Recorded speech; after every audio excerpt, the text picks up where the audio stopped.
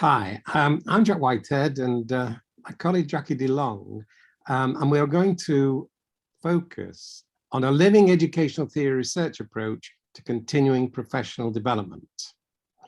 This approach is a form of professional practitioner self-study research, which generates valid accounts of your values-based explanation of your educational influence in your own learning, in the learning of others, and in the learning of social formations. An author's life-affirming and life-enhancing values as you live and work, recognizing and resolving contradictions as far as you can, needs to be explicit. When supports are in place in a living culture of inquiry, creating your own living educational theory contributes to professional development in 11 ways. Number 1, focuses activities on learning and improvement. The focus on improvement can be seen in the grounding question of a living educational theory research approach to professional development. How can I improve what I am doing? The practitioner researcher focuses her attention, actions, and data collection on how to get better at a particular aspect of her work. The focus on learning can be seen in the knowledge generated in a living educational theory of research approach to professional development. Number 2, facilitates self and peer assessment. Yes, self-assessment is a necessary part of an evidence-based claim to have improved your practice and student learning. However, judgments of self may be influenced by bias and error. Hence, it is important to supplement self-assessment with peer assessment in validation groups of between 3 to 8 peers. Number 3, it increases the sense of self-awareness, control, and confidence. It increases self-awareness because the explanations of educational emphasis in learning can be accessed freely from actionresearch.net. And all the papers demonstrate an increase in self-awareness in learning to live values of human flourishing as fully as possible. Control, to have control over your own professional development increases confidence and professionalism. The practitioner researcher is the person best placed to determine where she needs to take action to improve her teaching practice. In relation to confidence, those practitioner researchers using a living educational theory research approach for continuing professional development enhance their confidence as they present at local, national, and international conferences and see their work appearing in research journals. Number 4, it provides a different and wider lens for the practitioner and her students and colleagues.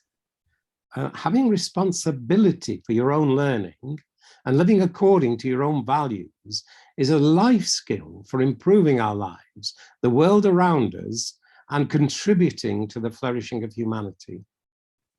Number 5, it fosters a continuous cycle of action, reflection, and review. Action reflection cycles are a distinguishing feature of a living educational theory research approach to continuing professional development. And once we start down that path of taking action, reflecting on its effectiveness, reviewing the next action, it becomes a way of life, a process of continuous reflection and assessment. Number 5, creates and shares new knowledge. The teacher and the students in the classroom are the experts on where improvement needs to occur and what actions need to be taken to effect that change. When they research and share their own learning and teaching, they contribute to the knowledge base of teaching, learning, and assessment of the real world, the practice of education. Number 6, recognizes and confirms individual ways of knowing and embodied knowledge.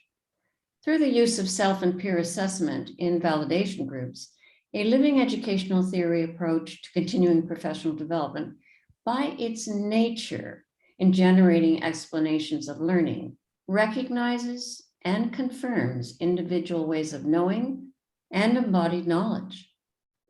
Number 7, strengthens the voice of the practitioner and the student.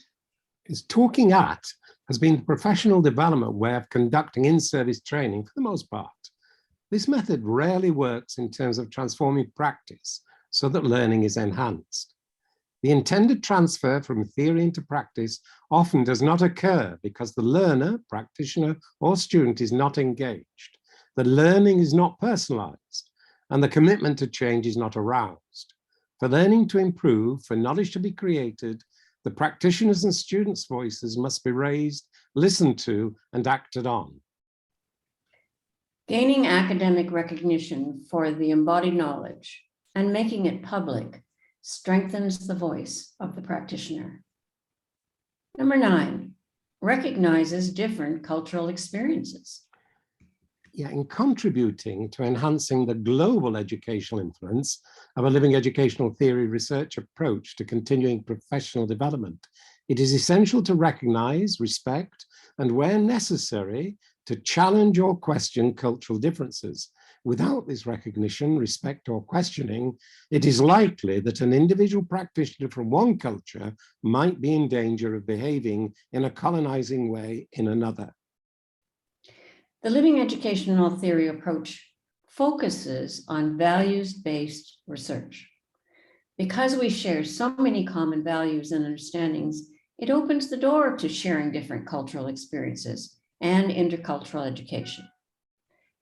Number 10, contributes to professional dialogue and arts-based approaches. By its nature, a living educational theory research approach to continuing professional development contributes to professional dialogue and professional development. Professional dialogues are necessary in cultures of inquiry and validation groups to help to strengthen the validity and objectivity of an evidence-based explanation of educational influences in learning. A significant source of data in creating our own living educational theory is through dialogue as research method.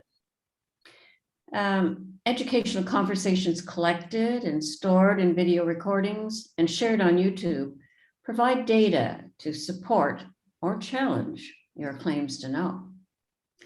Number 11, transforms lives and contributes to human flourishing.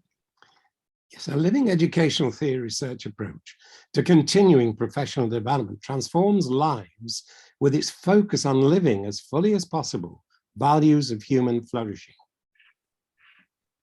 Within living educational theory approach, it is common for the practitioner researcher to share that creating her own living educational theory was transformative.